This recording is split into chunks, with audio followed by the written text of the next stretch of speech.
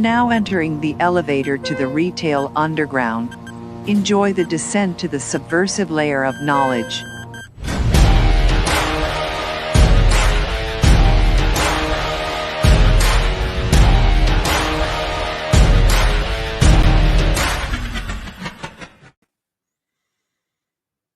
What is up, peeps? What is going on? I can't seem to find the live link. Is it on here for this one? Oh, I think you're muted, bud. Oh, wait, I got it. Never mind, Yeah. I got it. All right, you're good. You do the talking. I'm going to mute so I can bring our special guest on here. Walk him through how to get on. All right, sounds good. Guys, what is going on? So we got, let's see. I'm just looking real quick. We got Jonathan. Jonathan, what is going on? Joe, yo, peeps. What is going on, guys? Kyle's just trying to get our dad on here. He's going to be our guest tonight. So, guys, what we're going to be talking about is how to pay yourself as business owner. So no one's going to know that better than someone who's been in business as an owner for 40 years.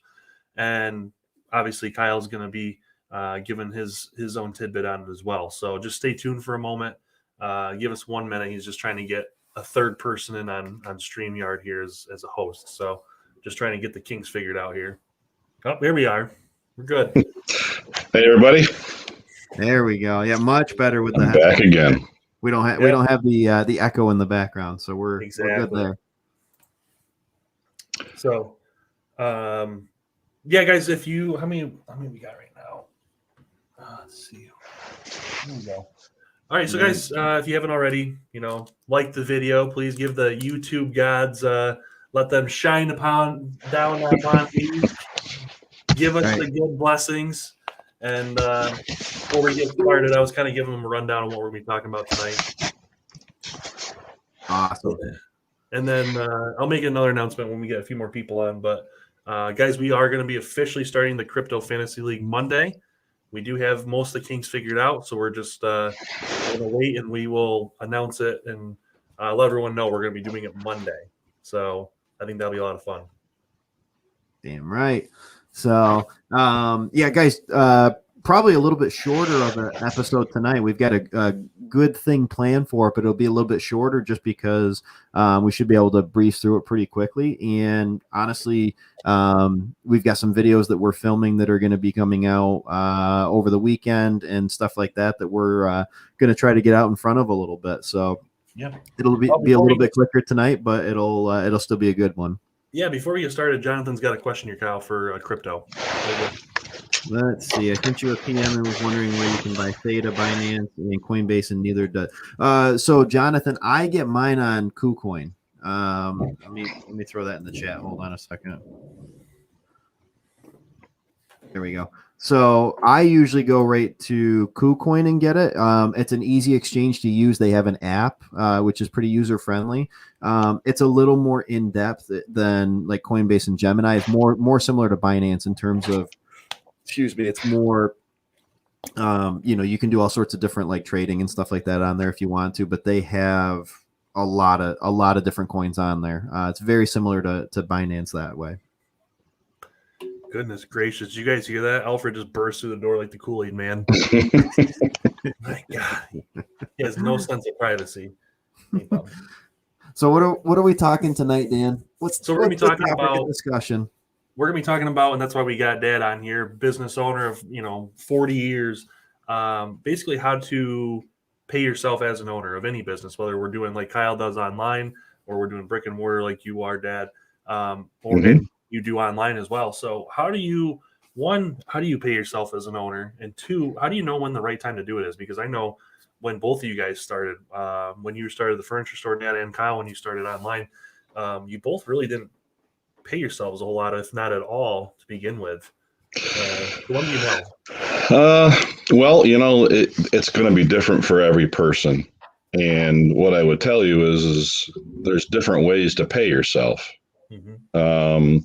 There's paying yourself as far as, what's your goal? Are you trying to, is your primary goal going to be an income, or is your primary goal right now to grow it and grow your business and with the idea that you're going to get more money eventually, because you rarely are going to be able to do both right out of the gate. It's just not going to. Most likely, it's not going to happen unless you happen to just absolutely hit it right out of the park.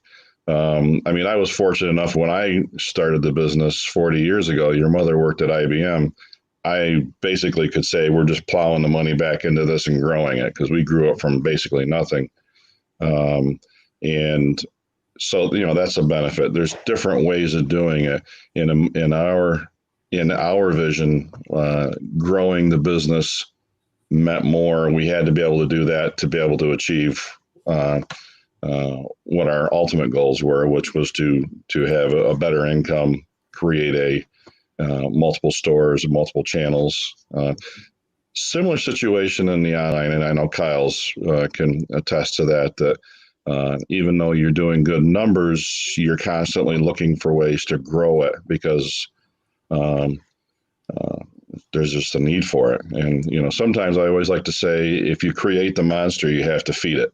Mm-hmm. And as you start to grow, it's like, okay, yep, I'm taking all this money in and whoop, there it goes out the other side.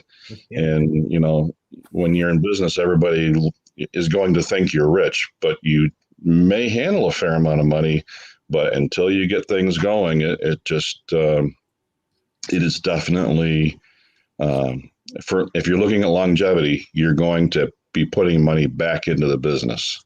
Mm-hmm. Yeah, no, I agree. It's the exact same thing that I found with the e-commerce stuff. And it depends on, exactly as he said, it depends on what are your goals with your business. If you're in a situation where you need to be able to take money out, as quickly as possible, that's different than, being able to just put as much money back into it as possible to grow it, and I know Correct. It's a question that a lot of students, a lot of people have in general with when is the right time to start taking money out. And really, I think it has to come down to every entrepreneur is a little bit different in terms of what your goals are and what you want to do. For me, I didn't take any money out of the business. I was fortunate enough that I didn't have to. I didn't take anything out of it and was able to use that just to keep on growing. Now, exactly as he said, though, the problem sometimes is when you're growing, you have to be really careful that you don't grow too fast because you're going to be on the hook for a bunch of extra inventory that you're going to need if you want to keep on selling. So you've created the monster. Now you have to continually keep feeding it.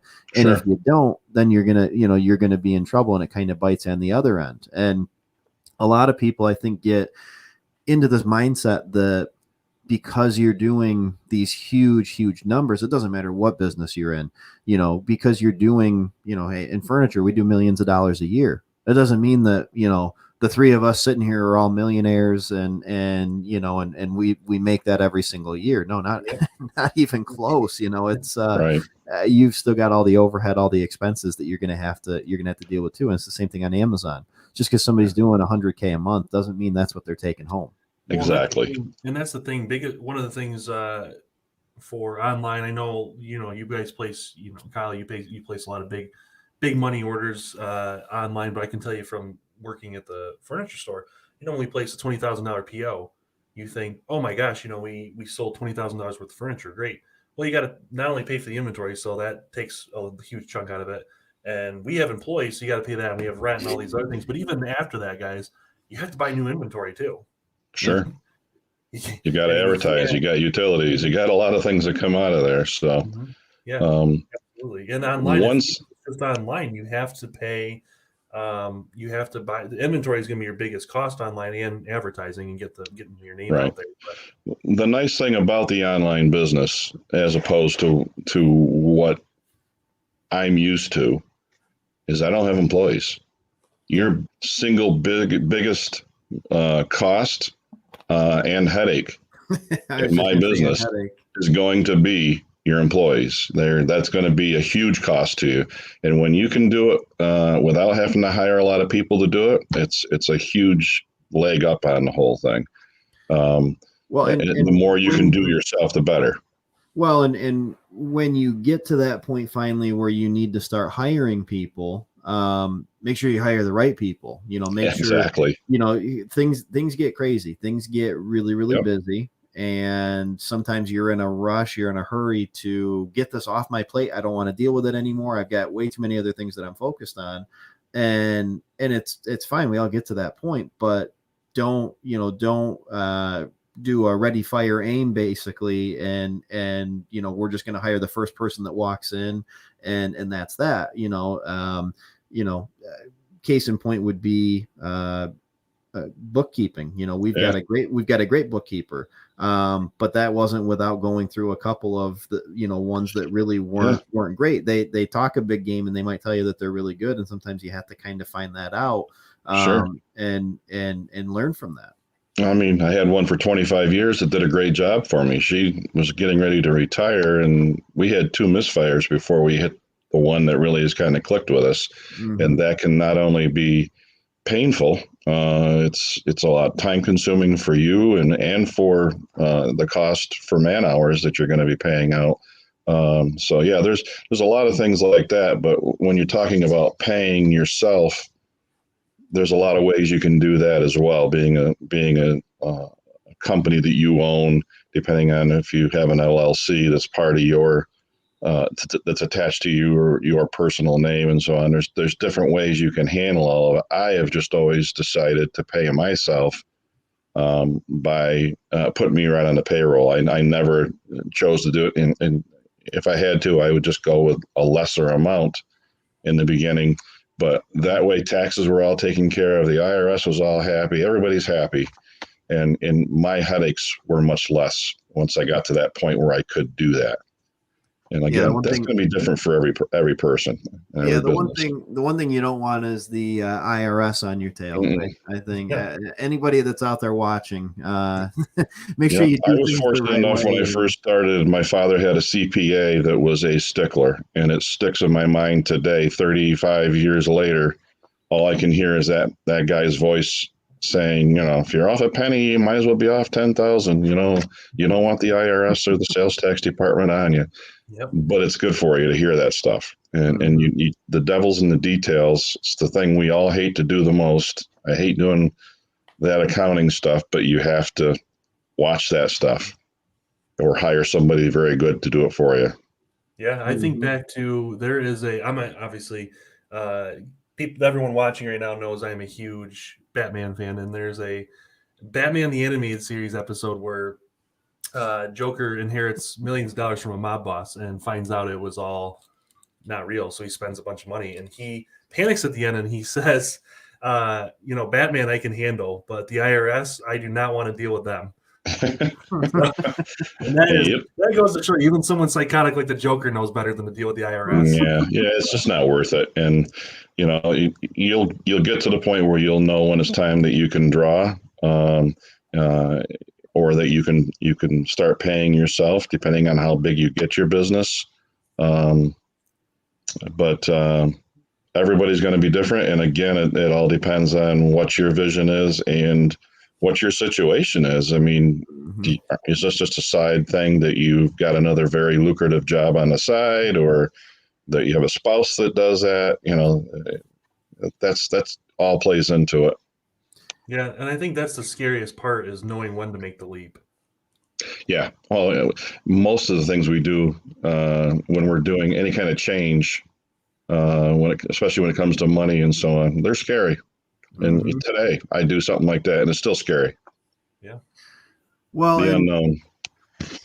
Well, and I think I think that's kind of the big moral of the story. I think as entrepreneurs, I think people have to be accountable, and they have to, you're the captain of the ship. You have to be the one that calls the shots, and the buck has to stop with you when it's your business.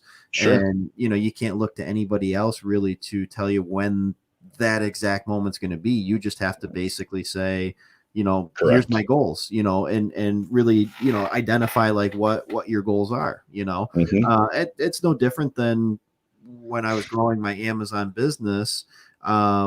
I got to that point where it was like, okay, do I want to just go full steam ahead completely on Amazon, or do I want to take what I'm doing on Amazon and then also try to replicate that on other platforms? And, I'm pretty happy with where I'm at on Amazon, and I think I could replicate that elsewhere. And so I ended up doing that. And I think that's the point a lot of people have to get at when it comes down to when do they pay themselves, is at what point are you happy with where your business is at and you're okay with it not growing as fast as it has been, so that you can maybe take some money out for yourself and reward yourself for that hard work. Yeah, and I think one of the things, Kyle and I both love team sports. We love soccer, we love basketball. I'm a huge basketball person, but honestly, owning a business is a lot like another sport that I love, tennis. I love tennis because whether I win or lose, if I lose a match, I don't have anyone else to blame. It's on me. Yeah. Yep. And there's something nice, there's something almost comforting about that, because when I lose, I can reflect. So if you mess up in business, you can reflect and say, okay, it's on you. You can't blame anyone else. It's something you made a mistake on, probably. You can learn from it. Just like when you play a tennis match and you lose against someone, there's probably a good reason. And you can, whether you did something wrong or they were just better than you, but you can learn from that and grow as a business owner from that. Yeah, you're going to have, the thing of it is you're always going to be the one that ultimately the buck stops with you. Mm-hmm. But like my wife would like to tell me, because she has not worked in my business, she's worked at other jobs. She'd be glad to tell you, but you, in the business that you have, the beauty is you have the power of choice. Mm-hmm. You get to make those decisions, good or bad, and it's a benefit to be able to work for yourself and go in the direction that you want to. Sometimes you make good decisions, sometimes you don't. The good people, the people that are going to survive, don't make the same mistake over and over.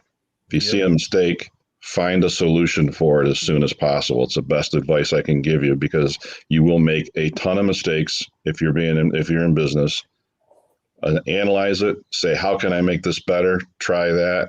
I'm sure most of the tricks that Kyle has developed and he teaches to his students and to myself, he's helped me a lot with my business. It's trial and error. And he figured out real quick, well, that didn't work. So, okay, let's try this. Okay, well, that didn't work. And you learn real quick, Mm-hmm. You stick your hand on the fire, it's going to get burned. Don't do that again. Mm-hmm. Try it another way. So absolutely. And perseverance, you just have to persevere through, the people that have longevity when you're working for yourself, you have to be able to persevere. Yeah. You're gonna come up against a lot of different difficulties, and learn to get through it to the other side and be stronger on the other side from what you've experienced. Absolutely. I think that's really, really good advice. And I think one of the things, everyone watching this, guys, you're watching this for a particular reason, because you care and you want to succeed in business. There's a lot of people out there that aren't willing to learn from their mistakes. Like you said, if you can learn from each mistake, you're going to make a million mistakes. It's whether you make a million of the same mistakes or a million different ones. That depends on if you succeed or not. If you make a million different ones, that means you're moving forward. You're doing something new every time. If you just keep doing the same thing and running your head into the wall, it's not going to get you're not going to get anywhere. Yep. Right. So that would be my biggest advice. And as far as for paying yourself, check your cash flow. And the other big thing would be to make sure, I always like to say, I have pots of money. I know what my expenses are going to be for different things with my accounts payables and everything. And I check those, and I try to make sure that I always have a backup plan. So if you're going to go ahead and start paying yourself, make sure that when Murphy comes calling at your door for Murphy's Law, make sure that you have an answer for it. Make sure you have some way out of it. Don't paint yourself into a corner. Yep. So those are the biggest things. You will get to the point where you can start taking money. It'll be gradual, and then, I had a guy that I worked with when I was first in business, and I was fortunate. I had a lot of mentors because in my business I was the only one that was in my 20s. Everybody else was in their 50s and 60s at the end, getting towards the end of their careers. And, you know, I could just pick their brains. And these are the things that they told me. And, you know, if you stick to it and you do the right things over and over and over and over, you're going to have success and you're going to grow it. And for me, it started out and I hit one plateau and I thought, holy cow, if I could only get to this plateau, and I'd get to that plateau and, you know, and I would stay there for a little while and then I would just push right through that. Those are the things as you're growing the business from nothing, and you get through that, understand there's going to be other things, other expenses that run along with that. So as you grow it, like I said, you grow the monster, you have to feed it. Yep. And keep it moving. Yeah, you want to grow, that means you got to buy more inventory. You got to, you know, and once you, like you said, you guys are going to know, I think for the most part, you'll know when you know. I guess that's the best way to probably. That's the best thing I can. It's a level of comfort, really, more than anything else. It's, you know, there's a necessity. I need, you know, do I need to be able to have this produce money? Then you're probably not going to grow as fast. Okay. Well, and I think a lot of people probably are wondering, like, how much do I pay myself? Well, that's got to be dependent on your own personal circumstances. When you get done and you take a look at it and see not what you sold, but what you were able to keep and what your net profit is after you're done with all the other stuff, then it's easier to answer that question. Yep. Please don't get caught up too much into, and I do it myself still after 40 years. What do I look at first? What's our sales? What's our sales? Mm-hmm. But ultimately, what I have to do when I sit down with my accountant is I have to say, okay, what did we make, and what's our cash flow situation? Those are the questions I have to answer, which allows me to know whether I hire anybody else. Do I do, you know, what are my options moving forward for that? So definitely going to be different for every person, but they'll know. They'll look at it and they'll figure it out. Absolutely. Let's see. Tam says, "Yo, what's up, Hey, Tam? Jonathan, my dad, who was a CPA, always told me that one of the ways you can have a happy life is keep the IRS happy." Yep. Darn right. I like to keep them so they don't even know I exist. So as long as they aren't bothering me, they aren't worried about me, I'm happy. Yep. John says, "Hey, Triad." That's right. Got the triple threat up here. That's right. What's going on, John? So, all right. What else we got tonight, Dan? That's actually it for tonight. Actually, we have, like I said, this coming week. We got to do some crypto. We got to give the peeps their dose of crypto. Before we get into that, though, real quick, now that Tam's on, I want to make the announcement again. Because I know she was the one who asked the question last time. So, guys, Monday we are starting the Crypto League. We are going to do it live on here Monday night at 10 o'clock. Super excited. I think we're going to have a lot of people get on for that one. Everyone coming out of the woodwork for that one, I think. We're going to do a cash prize at the end. I don't know. It's not going to be a lot, but, you know, we're thinking like $20, $25, Amazon gift card probably. To the winner. It's going to be, I believe, a 2-week league, but we're going to test out. We've been testing right now, and we want to find out the right amount, because if it's successful, we want to keep redoing it and, you know, having you guys keep doing it. So we'll let you guys know the rules and everything Monday, and we'll get it set up. Awesome. All Sounds great. Give me 2 seconds here. I'm pulling up the one that I want to talk about tonight. I'll give myself a little humble brag here. Hopefully people paid attention to my Theta video on Monday, because it's absolutely pumping right now. Kyle Theta, he loves it. I do. Theta is one of my new faves. That's right. All right. Wasn't the girl from My Girl named Theta or some? No, not Theta. The daughter from My Girl, wasn't that her name? All I remember from My Girl is Macaulay Culkin dying from bee stings. No, it was Veda. Oh, yeah, that's all I remember. Veda, I don't know. It was something like that. That movie traumatized me as like 5-year-old, and I never watched it again. I was terrified of bees for a while. All right, let me get this thing pulled up here. You guys, let us know in the comments who's excited for our crypto for Monday. Our crypto. Oh no! Fantasy. Who's excited? Who's excited for this right here? Oh my gosh, that is funny. Mighty Ducks. Dan and I were talking about that on Movie Buffs earlier. So anybody that was watching that, or if you haven't watched it, go subscribe to Movie Buffs. It's our new movie review YouTube channel, and we were actually talking about how this is going to be a thing. So I'm pumped. I am too. That's hilarious. The nostalgia is real. All right, so Dash. Actually, there will be a video coming out on YouTube about this tomorrow. But as you can see, Dash is well below its previous all-time high. So, I mean, this is back in 2018. It reached $1,600. Right now, it's at $235. So, yeah, it's got a lot of room to grow. This one was really hot back in 2018. I think it's going to be again on here. So let me pull up their website. I was gonna say, what's Dash all about? What's their? It's just how it sounds. It's fast. So basically, it's a peer-to-peer payment solution. They claim to be the fastest payment transaction in crypto. So basically, you're able to send digital money to anybody, anywhere, anytime, as fast as you want to. Basically, businesses are going to be able to accept it, almost zero fees, completely, instant settlements, all that type of stuff. This actually used to be a privacy coin. So back in 2018, like the big craze was privacy.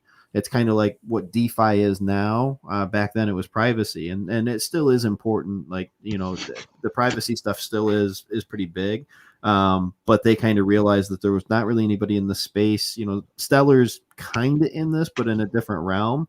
But there's nobody really in like the peer-to-peer money transaction and everything, especially that does it as quickly as what they are able to provide for it. So they got a great use case. They do have a really good team behind them, and I just love the fact that, I mean, literally it could go almost 9 times its value right now to hit its previous all-time high. Like, that's insane. Wow, that is insane.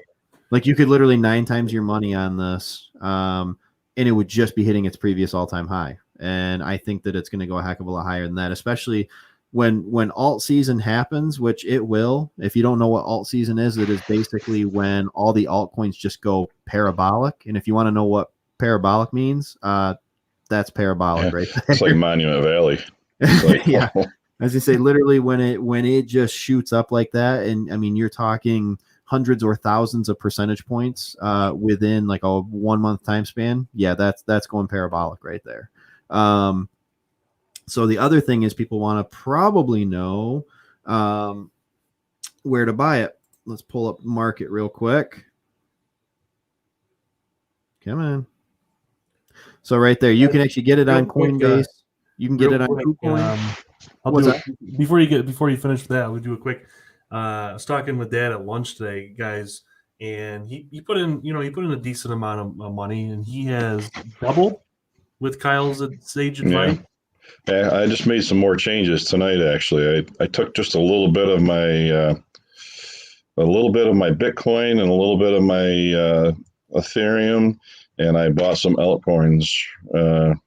Started buying some of these other ones he's talking about, exactly for the reason he was just talking about, so that I'm positioned. So I've taken a little bit of my profit and I'm putting it into that and getting ready for the push on all those altcoins. So I'm gonna have a video probably next week talking about exit strategy, because for a lot of people have been wanting to know, when is the bull run going to be over. I think sometime, and it's not exact dates or anything like that, but I think sometime mid-September to late October, sometime in that pocket of time, because if it follows suit from the previous cycles, Bitcoin will go first. Bitcoin will fall first, and then the altcoins will still run about a month after. and then they'll drop off as well. And usually when you enter a bear market in crypto, you can expect a pretty big drop. I don't think it'll be as violent this year as it was. Like last time, it was literally a 90% drop. Like Bitcoin went from 20K down to 2. I don't think it'll be that bad just because now the mainstream adoption is really coming in. So I think that you're going to be, instead of 90%, probably closer to like 60 or 65%. But just kind of be on the lookout for that. So we're going to have an exit strategy video where I kind of talk about profit taking on the way up and everything. And then kind of as you're trying to time it, you never want to get into a situation where you're always trying to time the bottom and always trying to time the top, because that's just a no-win situation. So it's much easier to dollar cost average and just have a plan in place where you're taking a certain amount out every day, every week, every month, whatever you want that to be, basically. But yeah, if you're looking at Dash, it's a great project. They do have a really good team. Like I said, this one I can tell you is hot as hell 3 years ago, and I think it's going to be again this year.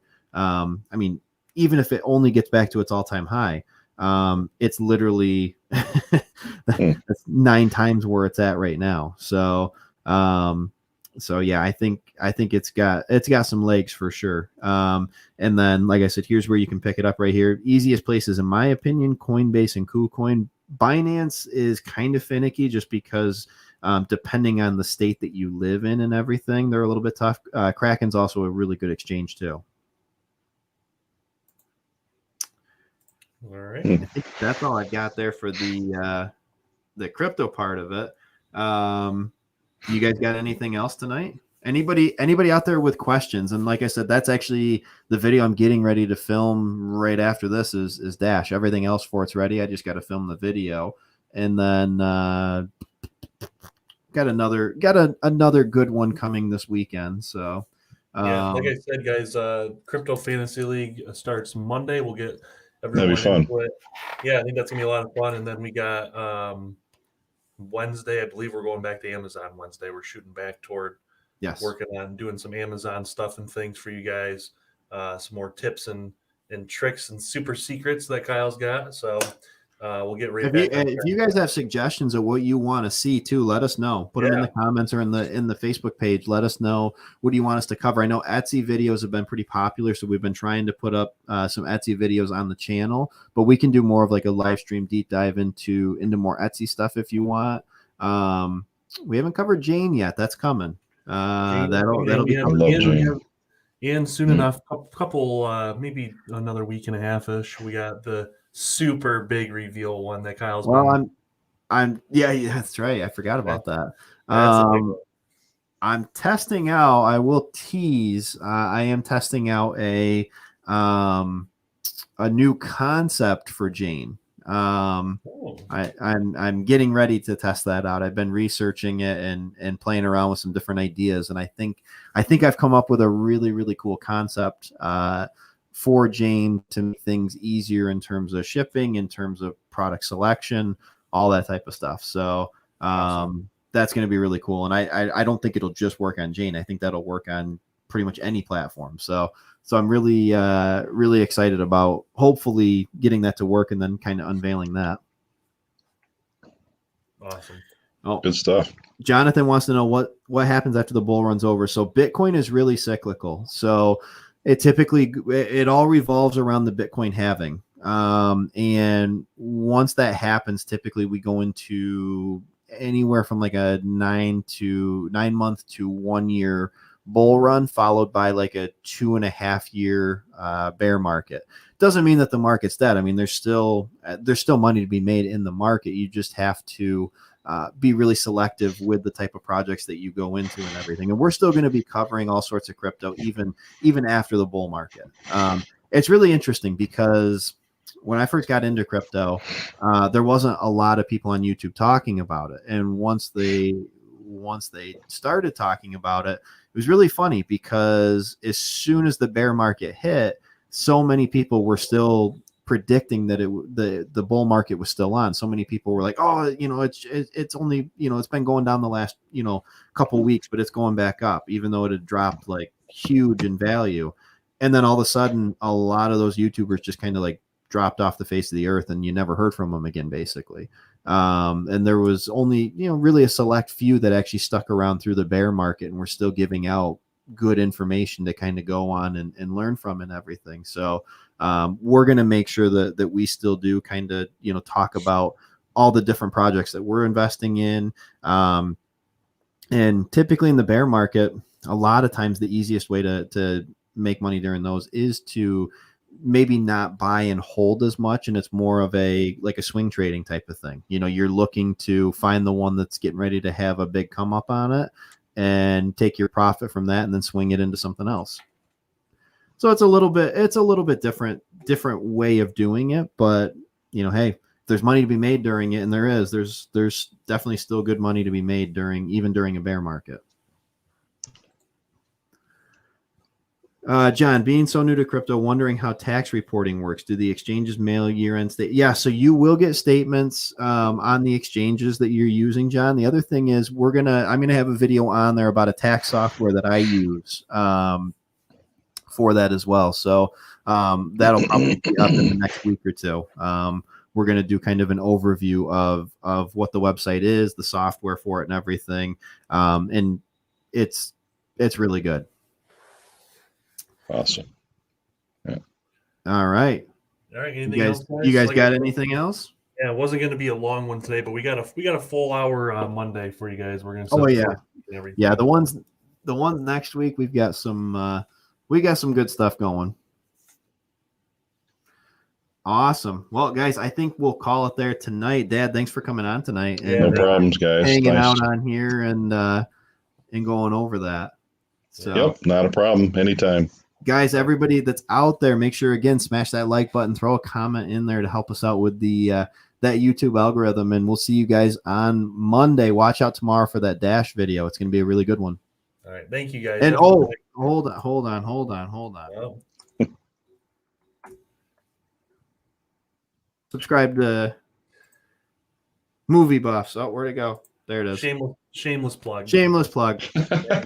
Go look up Movie Buffs on YouTube, and hold on. I'll even show you what the here's what the logo looks like.